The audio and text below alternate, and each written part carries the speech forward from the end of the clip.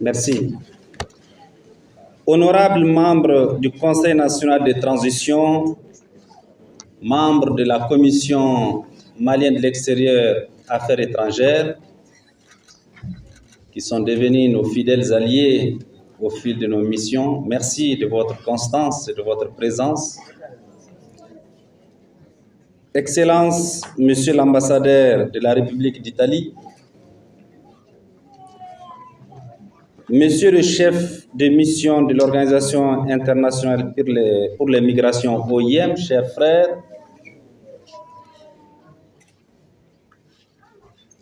chers collaborateurs du ministère des Maliens établis à l'extérieur et de l'intégration africaine, Mesdames et Messieurs les représentants des départements ministériels, Monsieur le président du Haut Conseil des Maliens établis à l'extérieur,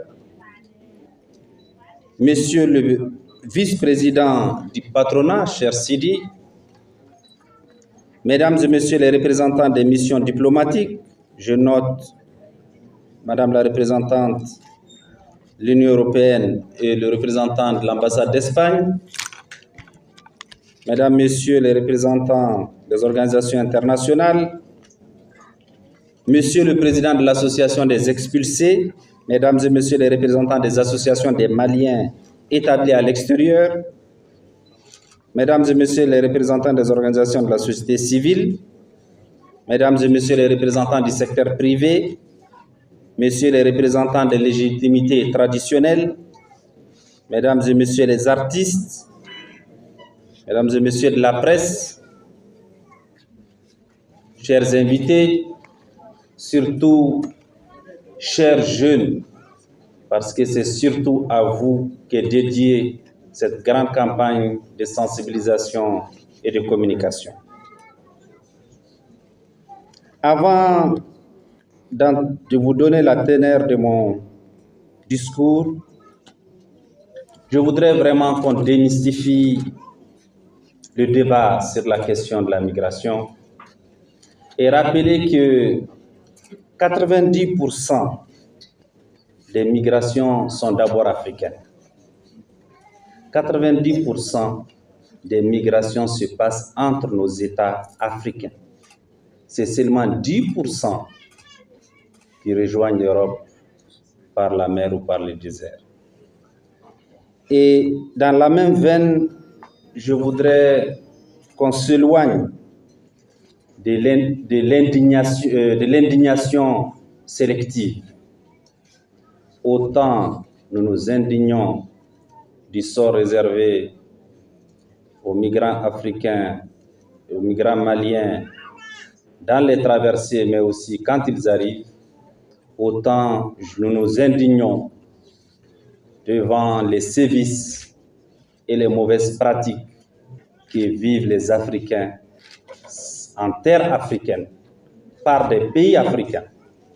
Donc cette indignation, on doit aussi la voir, d'où la nécessité, au-delà du dialogue avec nos partenaires européens, le dialogue interafricain est plus que jamais nécessaire aujourd'hui sur cette question-là.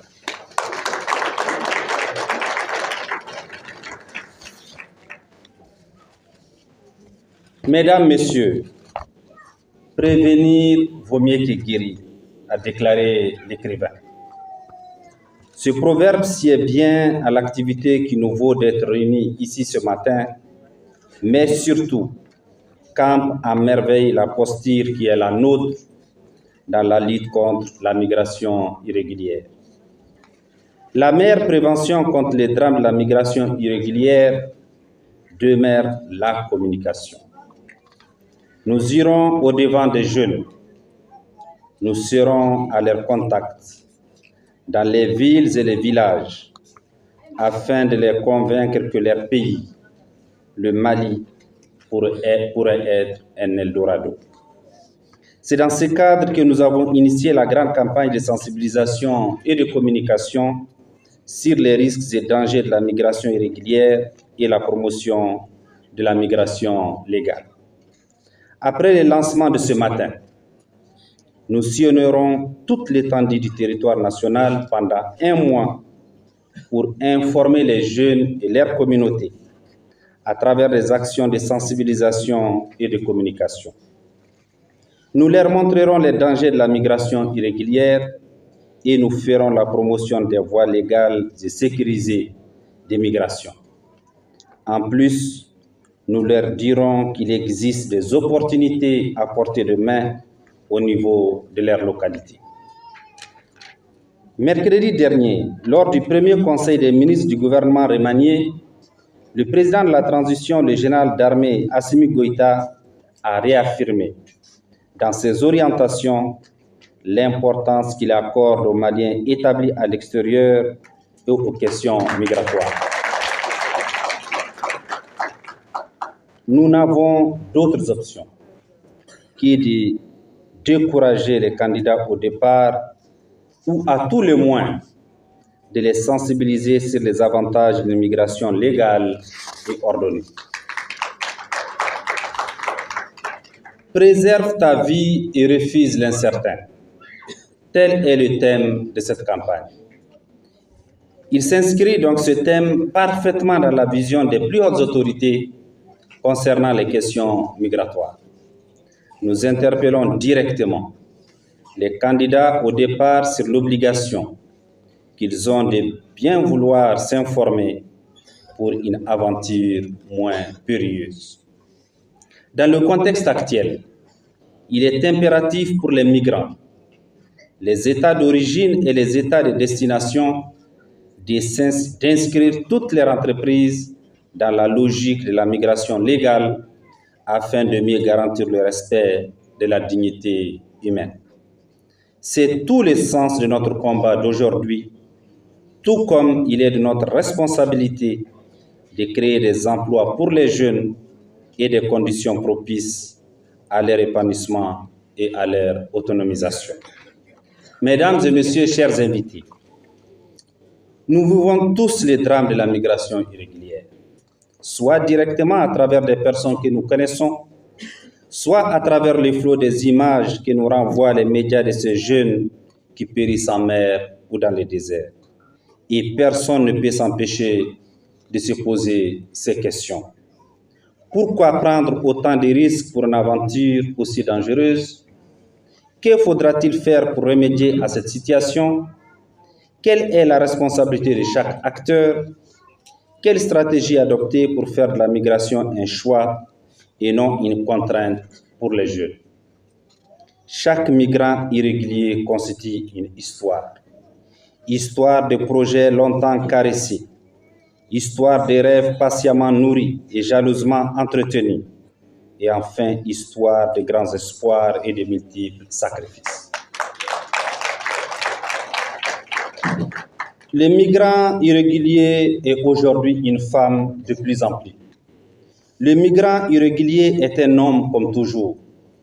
Le migrant irrégulier est devenu enfant mineur, c'est la nouveauté. Au péril de leur vie, ils se jettent sur les routes de l'aventure au mépris de leur sécurité, de leur dignité et de leur vie. Faibles devant les obstacles et les embûches, ils deviennent des proies faciles et vulnérables pour les organisations criminelles. Les statistiques liées à la tragédie de la migration irrégulière sont macabres et parlent d'elles-mêmes. Selon les estimations de l'Organisation internationale pour les migrations, OIM, de 2014 à septembre 2024, 67 000 personnes sont mortes ou portées disparues sur les routes périlleuses de la migration irrégulière. En 2023, la même source a estimé à 8 606 le nombre de décès sur les routes migratoires et en 2024 à 6 997. Pour ce qui est du nombre d'assistances au rapatriement volontaire de nos compatriotes en situation de détresse dans certains pays d'accueil et de transit, nous avons abattu en cette année 2024 les records des 5 dernières années avec plus de 8 000 personnes rapatriées. Et c'est l'occasion pour moi de réaffirmer, de réitérer toute notre reconnaissance à nos partenaires, particulièrement à nos partenaires de l'Organisation internationale des migrants. les migrations. Face à une telle situation, nous devons agir. Dirigeants, partenaires techniques et financiers, membres de la société civile, acteurs de la diaspora, secteur privé et élus locaux doivent travailler à mettre en place des initiatives concrètes pour contenir les défis imposés par la migration irrégulière. La lutte contre l'immigration irrégulière est un effort collectif qui nécessite la mobilisation de tous les acteurs de la société. Mesdames et messieurs, distingués invités, cette grande campagne de sensibilisation et de communication se déroulera sur un mois et touchera toutes les régions ainsi que les districts de Bamako. Elle portera sur plusieurs activités, notamment l'organisation de conférences de sensibilisation et de communication de masse sur les risques et dangers de la migration irrégulière, l'organisation de débats télévisés et radiophoniques sur la prévention de la migration irrégulière et la promotion de la migration légale, la réalisation d'activités artistiques, sportives et culturelles pendant cette campagne, des projections de films sur les conséquences de la migration irrégulière, des causeries débats dans les grains des jeunes, l'affichage de panneaux géants avec des images des drames de la migration irrégulière, le renforcement des capacités des médias pour mieux les outiller sur la thématique migratoire, l'animation des réseaux sociaux et plateformes numériques pour sensibiliser les jeunes. Telles sont les principales lignes de cette grande campagne de sensibilisation et de communication sur les risques et dangers de la migration irrégulière. Mesdames et messieurs, distingués invités, j'ai saisi cette opportunité pour lancer un appel pressant à notre jeunesse. Jeunes du Mali, notre Eldorado est ici au Mali et nulle part ailleurs. Notre engagement à lutter efficacement contre les causes profondes de la migration irrégulière est sans équivoque. La gestion de la migration est une priorité politique du Mali, étayée par l'existence d'un département ministériel dédié aux questions migratoires et par l'adoption d'une politique nationale de la migration et de son plan d'action. Au lendemain de notre reconduction à ce poste, j'ai rappelé à mes collaborateurs que notre défi sera qu'à partir de maintenant, en plus de ce que les plus hautes autorités font pour les Maliens de l'extérieur, mais aussi pour les migrants de retour et les questions migratoires, nous allons nous battre, travailler pour que la question migratoire devienne une cause nationale parce qu'elle le mérite. Je ne saurais terminer sans remercier l'ensemble de nos partenaires nationaux et internationaux, les acteurs mobilisés dans le cadre de cette campagne et tous les participants qui nous honorent de leur présence. Tous ensemble pour faire de la migration une opportunité et non une contrainte.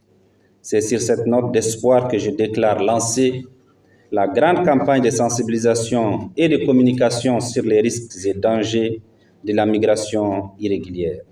Je vous remercie de votre aimable attention.